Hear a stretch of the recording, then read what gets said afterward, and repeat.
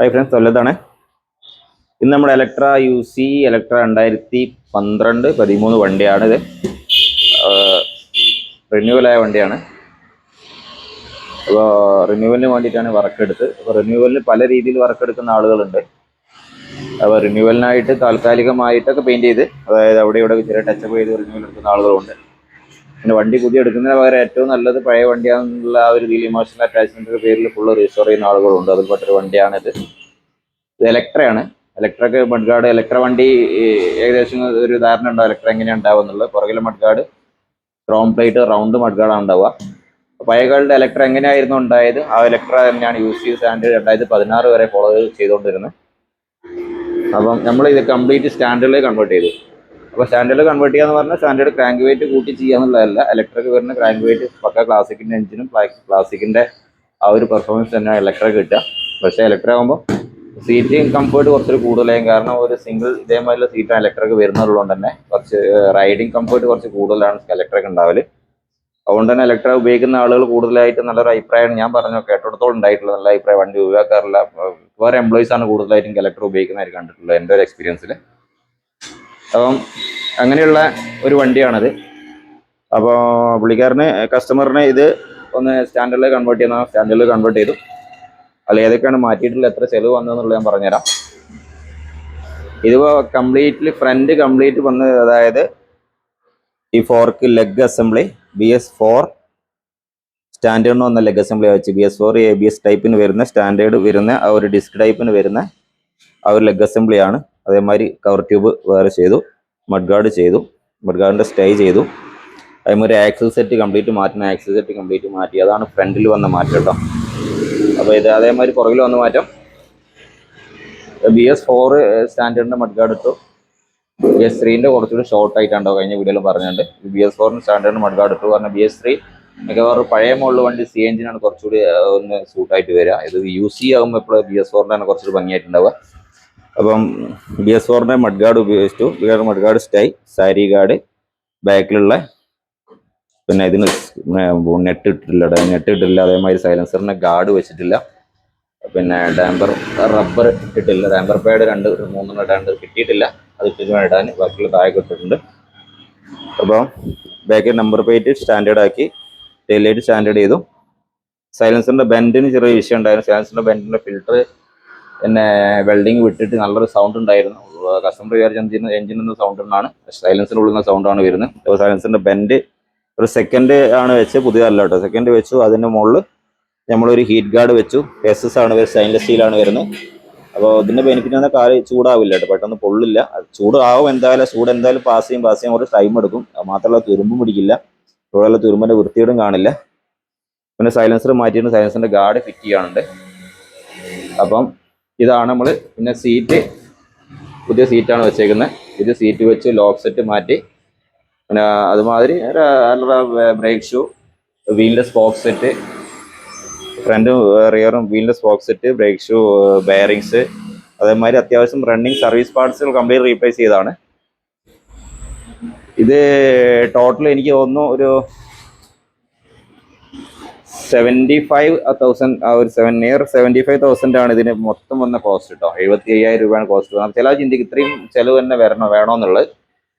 75 ചോടായിട്ട് മതി. 70-75 ഇടയിലാണ്. കറക്റ്റ് ഞാൻ കൂട്ടിയിട്ടില്ല,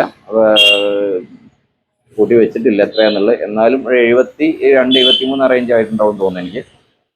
അപ്പോൾ ഏതൊരു വണ്ടി റീസ്റ്റോർ ചെയ്യുമ്പോൾ ശരാശരി വരുന്ന റേറ്റ് അത് തന്നെയാണ് കേട്ടോ. അത്യാവശ്യം വർക്കുള്ള വണ്ടികൾ ശരാശരി ആയിട്ടൊരു പിന്നെ ഇതിന് വരുന്ന ആ ഒരു റീപ്ലേസ് വരുമ്പോൾ നമുക്ക് വരുന്ന റേറ്റ് 70-70 മുകളിൽ തന്നെയാണ് വരുന്നത്. മാക്സിമം 80 റേഞ്ചൊക്കെ പോകുന്നുള്ളൂ. അപ്പോൾ എഞ്ചിൻ വർക്കൊക്കെ ഉണ്ടെങ്കിൽ മാത്രം ചെറിയൊരു മാറ്റം വരുന്നല്ലാതെ ബാക്കിയുള്ള കാര്യങ്ങളൊക്കെ ശരാശരി നോർമലായിട്ട് നമ്മൾ റീസ്റ്റോർ ചെയ്യുന്ന വണ്ടികൾക്ക് ഇത് തന്നെയാണ്. അതല്ല നമുക്ക് ഈ ഒരു സംഗതി 15,000 രൂപയാണ് എക്സ്ട്രാ ഇതിന് പുറകും ബാക്കും ഫ്രണ്ടും നമുക്ക് മാറ്റം വന്നിട്ടുള്ളത്. അതായത് സ്റ്റാൻഡേർഡിൽ കൺവേർട്ട് ചെയ്യാൻ വന്നിട്ടുള്ള ചിലവ്. അപ്പോൾ അത് കുറഞ്ഞ് 15 രൂപ കുറച്ച് 10-60 രൂപയോളം 50-60 ഇടയിൽ നമുക്ക് വണ്ടി റീസ്റ്റോർ അത്യാവശ്യം നല്ല വൃത്തിയിൽ ഇറക്കാൻ പറ്റും.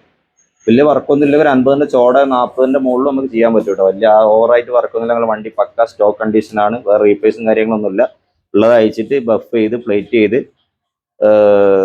പെയിൻറ്റ് ചെയ്ത് അതായത് ഒക്കെ ചെയ്ത് വൃത്തിയാക്കാൻ മാത്രമുള്ളൂ. റീപ്ലേസും കാര്യങ്ങളൊന്നും പാർട്സുകളോ ഒന്നും ഇല്ലെങ്കിൽ ഒരു 40 റേഞ്ചിലൊക്കെ വണ്ടി നമുക്ക് പിടിച്ചെടുക്കാൻ പറ്റും കേട്ടോ. 40ന്റെ ബിലോ വരുള്ളൂ. നല്ല രീതിയിൽ തന്നെ ഈ വർക്ക് ഇതേ കണ്ടീഷനിൽ എടുക്കാൻ പറ്റും. നമുക്ക് റീപ്ലേസ് ചെയ്യുമ്പോൾ ഒരു വണ്ടിയും എല്ലാ വണ്ടിയും ഒരേ കോസ്റ്റ് അല്ല വരിക, അത് നിങ്ങൾ മനസ്സിലാക്കണം. പിന്നെ റീസ്റ്റോറേഷൻ എല്ലാം 1 lakh അല്ല 85, 75 അങ്ങനെ ഒന്നും അല്ല. നമ്മൾ വണ്ടിയുടെ കണ്ടീഷൻ അനുസരിച്ച് കുറഞ്ഞും കൂടിക്കൊണ്ടിരിക്കും. അപ്പം ഇതൊരു അത്യാവശ്യം നല്ലൊരു ഫുൾ റേഞ്ച് വർക്ക് തന്നെയാണ്. ഫുൾ റേഞ്ച് വർക്കിന് വരുന്ന റേറ്റ് തന്നെയാണ് കേട്ടോ അത്യാവശ്യം വരുന്ന വർക്ക് എന്ന് പറഞ്ഞാൽ. പിന്നെ UC സ്റ്റാൻഡേർഡ് എന്തുകൊണ്ട് ചില ആൾക്കാർ UC സ്റ്റാൻഡേർഡ് തന്നെ നമ്മൾ UC വണ്ടികൾ റീസ്റ്റോർ ചെയ്ത് എടുക്കുന്നത് വെച്ചാൽ UC വണ്ടി ഉപയോഗിക്കുന്ന ഒരു ഫീലൊന്നും JCDC വണ്ടി ഓടിച്ചാൽ കിട്ടുന്നില്ല എന്നുള്ളതാണ് കസ്റ്റമേഴ്സ് പറഞ്ഞ അഭിപ്രായം. എനിക്കും തോന്നിയിട്ടുണ്ട്. സാധാരണ ഒരു ബൈക്ക് ഉപയോഗിക്കുന്ന ഫീല് മാത്രമേ JCDC വണ്ടി ഓടിക്കുമ്പോൾ കിട്ടുന്നുള്ളൂ എന്നുള്ളൂ. പിന്നെ ഇപ്പോൾ പോവുകയാണെങ്കിൽ പഴയ CNG പോകണം. CNG പ്രശ്നം നല്ല വണ്ടികൾ കിട്ടില്ല എന്നല്ല, കിട്ടിക്കഴിഞ്ഞാൽ വലിയൊരു വിഷയമുണ്ട്. നമ്മളെ നിയറസ്റ്റ് ആയിട്ട് ലോക്കൽ ഏരിയയിൽ വൃത്തിയിൽ വർക്കെടുത്ത് എടുക്കാൻ പറ്റിയ ആളുകൾ നിങ്ങളെ ലോക്കൽ ഏരിയയിൽ പഴയ വണ്ടികൾ പണിയെടുത്ത് പരിചയമുണ്ടോ ആളുകളുണ്ടോ നോക്കിയതിന് ശേഷം മാത്രം പഴയ വണ്ടികൾ എടുക്കുക. അതല്ല നിങ്ങൾക്ക് ഇപ്പം വെട്ടിൻ്റെ പണി കിട്ടാൻ സാധ്യത കൂടുതലാണ്. കാരണം എനിക്ക് പറഞ്ഞ ഏറ്റവും കൂടുതൽ കസ്റ്റമേഴ്സിൻ്റെ കോൾ എന്ന് പറഞ്ഞാൽ ഇതുവരെ റിലേറ്റഡായിട്ട് ഒരുപാട് പ്രശ്നങ്ങൾ, വർക്കെടുത്തതിന് സംബന്ധിച്ചിട്ടുള്ള ഒരുപാട് പ്രശ്നങ്ങൾ, എഞ്ചിൻ പണി എടുത്തതിന് ശേഷം ഉണ്ടായ ഒരുപാട് പ്രശ്നങ്ങളും അതെങ്ങനെ സോൾവ് ചെയ്യാമെന്ന് ചോദിച്ചാൽ എനിക്ക് ഏറ്റവും കൂടുതൽ കോൾ വന്നിട്ടുള്ളത്. അപ്പോൾ അതുകൊണ്ട് തന്നെ നിങ്ങൾ ഏറ്റവും അതായത് പഴയ വണ്ടി എടുക്കുന്നതല്ല, അത്യാവശ്യം കുറച്ച് ഏജ് ആയിട്ടുള്ള എക്സ്പീരിയൻസ് ഉള്ള ആളുകളെടുത്ത് മാത്രമേ പഴയ വണ്ടി വർക്ക് എടുക്കാൻ പോകും കേട്ടോ. യങ്സ്റ്റേഴ്സ് എന്ന് പറഞ്ഞാൽ എടുക്കും എങ്ങനെയൊക്കെ അവർ യൂട്യൂബിൽ അവിടെ കണ്ടിട്ടൊക്കെ വർക്കൊക്കെ എടുത്തൊക്കെ വരും. പക്ഷേ ഇതിൽ ഏറ്റവും വലിയ പ്രധാനം എന്ന് പറഞ്ഞാൽ തിയറിക്കൽ നോളജിലേക്കാണ് ഏറ്റവും കൂടുതൽ പഴയ വണ്ടികൾ പണിയെടുത്ത് ഫലിപ്പിക്കാൻ എക്സ്പീരിയൻസ് ആണ് ഏറ്റവും പ്രധാനം. ഒരു വണ്ടി ഇങ്ങനെ ചെയ്താൽ എത്രത്തോളം പെർഫെക്ഷൻ കിട്ടും എന്നുള്ള അറിവ് അവർക്ക് മാത്രമേ ഉണ്ടാവുള്ളൂ. തിയറിക്കൽ നോളജ് അടിസ്ഥാനപരമായിട്ട് വേണ്ടത് തന്നെയാണ്. പക്ഷെ അത് മാത്രം വെച്ചിട്ട് ഒരിക്കലും നമുക്കൊരു പഴയ വണ്ടി എടുത്തിട്ട് സോഫ്റ്റ് ആക്കാൻ കഴിയില്ല കേട്ടോ. അത് മനസ്സിലാക്കണം. സ്മൂത്ത് ആക്കാനും കഴിയില്ല. അപ്പോൾ നിങ്ങൾ പഴയ വണ്ടി മെയിൻ്റനൻസ് വൈസ് നോക്കുകയാണെങ്കിൽ പഴയ വണ്ടിയാണോ പുതിയ വണ്ടിയാണോ UC വണ്ടിയാണോ CNG ആണോ പിന്നെ നല്ലതെന്ന് വെച്ച് കഴിഞ്ഞാൽ CNG തന്നെയാണ് മെയിൻ്റനൻസ് വൈസ് വളരെ കുറവ് വണ്ടിക്ക്. കാരണം വൺ ടൈം ആയിട്ട് നമ്മൾ പ്രോപ്പറായിട്ട് വർക്ക് എടുക്കുന്ന വല്ലാതെ ബുദ്ധിമുട്ടൊന്നും വരാറില്ല. കാരണം ചെയിൻ സ്പ്രോക്കറ്റൊക്കെ നല്ല ലൈഫ് കിട്ടുന്നു. അതേമാതിരി ബ്രേക്സിന് നല്ല ലൈഫ് കിട്ടും. കാരണം എങ്ങനെ കിട്ടും എന്ന് ചോദിച്ചു കഴിഞ്ഞാൽ കിട്ടാനുള്ള കാരണമുണ്ട്. കാരണം നമ്മൾ ഒരിക്കലും ഒരു CNG ഒരിക്കലും പിടപ്പിച്ച് വിടില്ല എന്നുള്ളതാണ്. അതല്ലാതെ ഇതിൻ്റെ ക്വാളിറ്റി കുറവുകൊണ്ടോ അല്ല ക്വാളിറ്റി കൂടിയോണ്ടൊന്നുമല്ല. ചെയിൻ സ്പ്രോക്കറ്റ് ബ്രേക്സ് നമ്മളിപ്പോൾ അതൊക്കെ ഒരു 40-50 സ്പീഡിൽ ഓടിക്കാൻ വേണ്ടിയിട്ടാണ് സാധാരണ രീതിയിൽ ആളുകൾ പഴയ വണ്ടി ഉപയോഗിക്കുന്നത്. ഈ വണ്ടിയാകുമ്പോൾ എന്താ സംഭവിക്കുന്നത്, വണ്ടി പടപ്പിച്ച് വിടും. ആ പടപ്പിച്ച് വിടുന്നതുകൊണ്ട് തന്നെയാണ് ആ പടപ്പിച്ച് വിടും എന്നുള്ളത് എന്തോ അന്നൊരു UC എഞ്ചിനിലേക്ക് നിന്ന് ഈ CNGയിൽ നിന്ന് UCയിലേക്ക് എൻ്റർ ചെയ്യുന്ന സമയത്ത് ചിലപ്പോൾ കമ്പനി അത്ര ഉദ്ദേശിച്ചിട്ടുണ്ടാവില്ല. യങ്സ്റ്റേഴ്സിൻ്റെ കയ്യിൽ വണ്ടി കിട്ടി അങ്ങനെ ആക്കും എന്നുള്ളത് ശരിക്കും ഈ ഒരു വണ്ടി ഇറങ്ങിയതിന് ശേഷം ഓവർ മെയിൻ്റനൻസ് എന്നുള്ള ആളുകൾ പറയുന്ന ഒരു കമ്പനിയിൽ മനസ്സിലാക്കാൻ പറ്റും.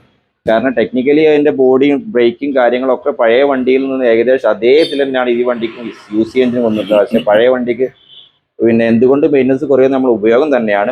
പഴയ വണ്ടി ലെജൻഡ് റൈഡേഴ്സ് നല്ല രീതിയിൽ നല്ല സോഫ്റ്റ് ആയിട്ട് വണ്ടി ഉപയോഗിക്കുന്നതുകൊണ്ടാണ് അതിന് മെയിൻ്റനൻസ് കുറവ്. വണ്ടി എടുത്തു കഴിഞ്ഞാൽ ആ ഒരു രീതിയിൽ വണ്ടി ഉപയോഗിക്കാൻ അറിയുന്ന ആളുകൾക്ക് അത്യാവശ്യം ചെറിയൊരു വണ്ടിൻ്റെ ഒരു ടെക്നിക്കൽ അറിയുന്ന ആൾക്ക് ഏറ്റവും നല്ല വണ്ടി ഓടിക്കാൻ സുഖമുള്ള വണ്ടി പഴയ വണ്ടിയാണ്.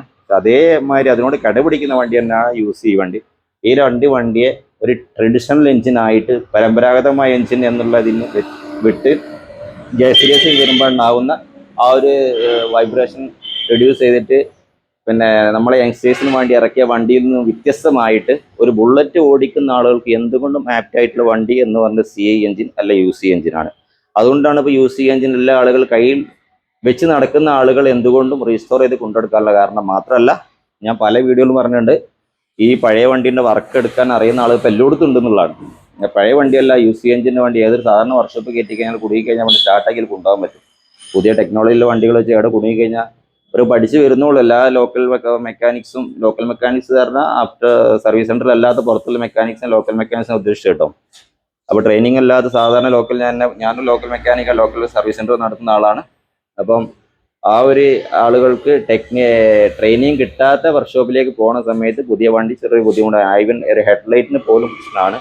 ആ ഒരു പ്രശ്നം നല്ലോണം ഉണ്ട്. ഈ ഒരു വണ്ടി ആകുമ്പോൾ യാതൊരു ടെക്നിക്കലായിട്ട് വല്ലാതെ അഡ്വാൻസ്ഡ് ആയിട്ടുള്ള വണ്ടിയൊന്നുമല്ല, ഒരു മിനിമൽ ആ ഒരു ടെക്നോളജി വെച്ചിട്ടുള്ള വണ്ടിയാണ്. അതുകൊണ്ട് തന്നെ ധൈര്യമായിട്ട് ഉപയോഗിക്കാൻ പറ്റും എന്നുള്ളത് വലിയൊരു അഡ്വാൻറ്റേജ് ആണ്. മാത്രമല്ല ഒരു ബുള്ളറ്റ് ഓടിക്കുന്ന ഫീൽ കിട്ടണമെങ്കിൽ ഒന്നുകിൽ CI എഞ്ചിൻ അല്ലെങ്കിൽ UC എഞ്ചിൻ വേണം എന്നുള്ളത് വാസ്തവം തന്നെയാണ്. അപ്പം നിങ്ങൾ ഏത് JCDC വണ്ടി ഓടിക്കുമ്പോഴും കുറച്ചൊരു പെർഫെക്ഷനും സ്മൂത്ത്നെസ്സും കിട്ടുമെന്നുള്ളത് വാസ്തവം ഓക്കെയാണ്. പക്ഷെ എന്നാൽ ഒരു ബുള്ളറ്റ് ഓടിക്കുന്ന പഞ്ച് കിട്ടണം എന്നുണ്ടെങ്കിൽ എന്തായാലും നമുക്ക് ഒരു UC എഞ്ചിൻ അല്ലെങ്കിൽ CI എഞ്ചിൻ തന്നെ വേണം എന്നുള്ള എടുത്ത ആളുകൾ അനുഭവത്തിൽ മനസ്സിലാവും. ആരെടുത്ത് ഉപയോഗിക്കുന്ന ആൾ ചോദിക്കുക. അതുകൊണ്ട് ഈ CI എഞ്ചിനിൽ നിന്നും UCയിലേക്ക് അല്ലെങ്കിൽ UCയിൽ നിന്ന് JCDCയിൽ പോയ ആൾ വ്യത്യാസം അറിയാം. പക്ഷെ എന്തുകൊണ്ടും ഒരു മോഡേൺ ടെക്നോളജി വെച്ച് വരുമ്പോൾ അതിൻ്റെതായ മാറ്റങ്ങൾ അതിലുണ്ട്. മാത്രമല്ല ഒരു മോഡേൺ ടെക്നോളജി വെച്ച് ട്രഡീഷണൽ ആയിട്ട് എഞ്ചിനിൽ നിന്ന് മാറിയിട്ട് ഒരു ജപ്പാനീസ് എഞ്ചിനോടുള്ള ബാക്കിയുള്ള ഒരു ബൈക്കിൾ എഞ്ചിനോടുള്ള ഒരു താരതമ്യം കൊണ്ട് തന്നെയാണ് ആ ഒരു വണ്ടിയുടെ ആ ഒരു ട്രഡീഷണൽ ആയിട്ട് പഞ്ച് പോയിട്ടുള്ളത്. അതിലാകെയുള്ള ഒരു അഡ്വാൻറ്റേജ് പറഞ്ഞാൽ ആ ഒരു ടോർക്ക് അവർ നിലനിർത്തിയിട്ടുണ്ട്. കറക്റ്റായിട്ട് law and torque royal Enfield മാത്രം അവകാശപ്പെടുന്ന ലോ ആൻഡ് ടോർക്ക് അത് കറക്റ്റായിട്ട് റോയൽ എൻഫീൽഡ് ജേഴ്സീസ് നിലനിർത്തിയിരുന്ന വലിയൊരു കാര്യമാണ്. അതും കൂടി ഇല്ലെങ്കിൽ അത് പോയിരുന്നു, ആ ടോർക്കും ഇല്ലെങ്കിൽ. ഓക്കെ, അപ്പോൾ അതുകൊണ്ട് പിന്നെ പഴയ വണ്ടി എടുത്ത് പണിയാൻ ആഗ്രഹിക്കുന്ന ആളുകൾ ഈ ഒരു പ്രൈസ് നിങ്ങൾക്ക് ഷോറൂം റേറ്റിൽ ആ വണ്ടി ഇറക്കണം എന്നുള്ള ഒരു ചെറിയ രീതിയിൽ വണ്ടി എടുത്തിട്ട് ഇറക്കണം എന്ന് ആഗ്രഹം ഈ റേഞ്ചിൽ കാണാൻ തന്നെ വേണം കേട്ടോ.